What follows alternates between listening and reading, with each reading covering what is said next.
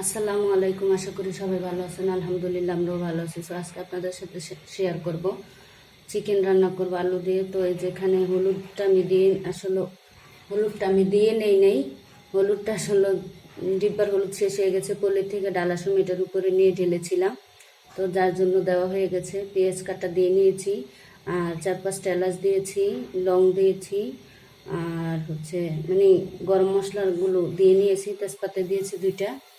তো এখন এক এক করে উপকরণগুলো দিয়ে আমি আধা ঘন্টা মেখে নেব। এই তো জিরার গুঁড়ো, তো জিরার গুঁড়োর সাথে আমার জিরার গুঁড়ো না, ধনিয়ার গুঁড়োর সাথে আমার হালকা একটু জিরার গুঁড়ো আছে।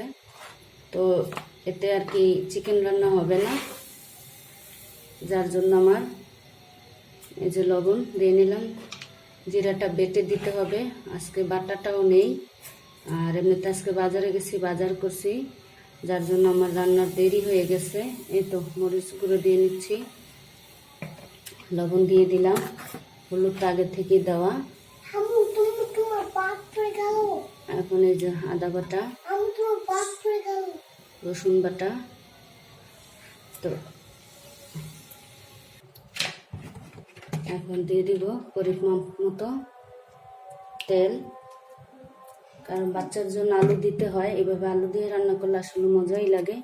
তো এই তো এখন আমি সুন্দর করে আধা ঘন্টা মেখে রাখবো, তারপরে জিরাটা বাটবো বেটে, পরে আবার জিরাটা দিব।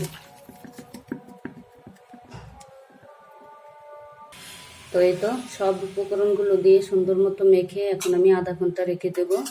এর মধ্যে আমি জিরাগুলো বেটে নিব, কারণ জিরা ব্লেন্ড করব, তো সময় নাই, যার জন্য আমি আর কি আলসা বোঝেন, আলসা ব্লেন্ড করলে দেখা গেছে আমার ওইটাকে আবার পরিষ্কার করতে হবে। তো সেটা না করে আমি একটু জিরা বেটে নেব আজকের জন্য, পর অন্য সময় বাকিগুলো ব্লেন্ডারে করে রেখে দেব। তো মাখানো থাক আধা ঘন্টা পর জিরা বেটে তারপর আসতেছি। তো দেখেন চলে আসলাম, প্রায় 15-20 মিনিট হয়েছে। এই তো এখন জিরা বাটা দিয়ে দিব, কারণ জিরা বেটে তারপর আসলাম। এখন আবার সুন্দর করে মেখে নেব, মেখে আরও 10 মিনিটের মতো রাখবো, তারপরে রান্নাটা বসাবো। দেখেন কালারটা কিন্তু মেখে রাখার কারণে অনেক সুন্দর হয়েছে। সো দেখেন আমি কিন্তু আগের বার মাখানোর সময় হাত ধোয়া পানিটা দিয়ে দিয়েছি। এই দেখেন জিরা দিয়েও মেখে রাখলাম। তো এখন প্রায় আধা ঘন্টার কাছাকাছি হয়ে আসছে, তারপর আমি বসিয়ে দেব। আর দেখেন কালারটা কত সুন্দর, আর ঘ্রাণও এসে গেছে খুব সুন্দর। একটা মেখে রাখার পর আস্তে আস্তে সব উপকরণগুলো মিশে একটা সুন্দর ঘ্রাণ হয়েছে, খুবই সুন্দর লাগতেছে ঘ্রাণটা। তো এভাবে চুলায় বসালে বলক ওঠার সাথে সাথে খুব সুন্দর একটা সুঘ্রাণ হবে। তো আমি দেখেন অবশেষে চুলায় বসিয়ে দিয়েছি। আমার ভিডিওটা দেশ ও দেশের বাইরে থেকে যারা দেখতেছেন তাদেরকে আমার চ্যানেলে স্বাগতম। আমার পক্ষ থেকে তাদের জন্য দোয়া ও ভালোবাসা রইল।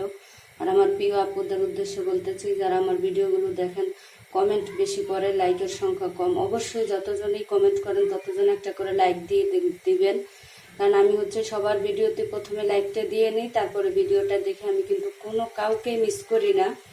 তো সেক্ষেত্রে আপনারাও এই কাজটা করবেন না, সবার কাছে আমার অনুরোধ। এই তো বড় কুটে আসতেছে।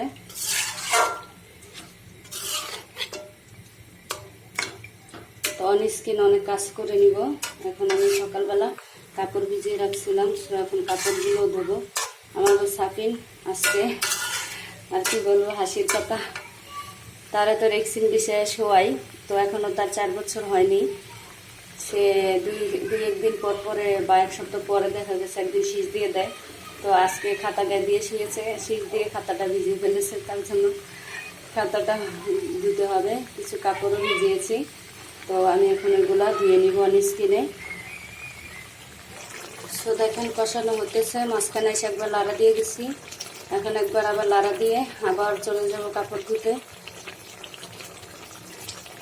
তো আর কি করার, ফাঁকে ফাঁকে অন্য কাজগুলোও সারতে হয়।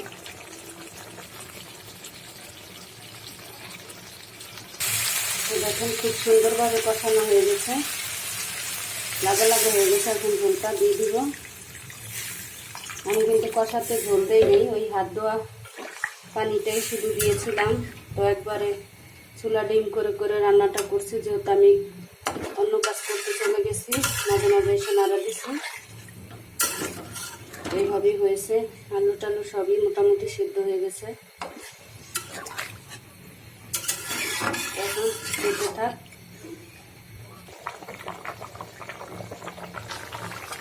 তরকারিটা হয়ে আসছে। এখন সাধারণ একটু জিরা বাটা দিয়ে দিব রান্নার জন্য। একটু ভালো লাগে এভাবে বাটা জিরা যদি 10 মিনিট আগে দেই।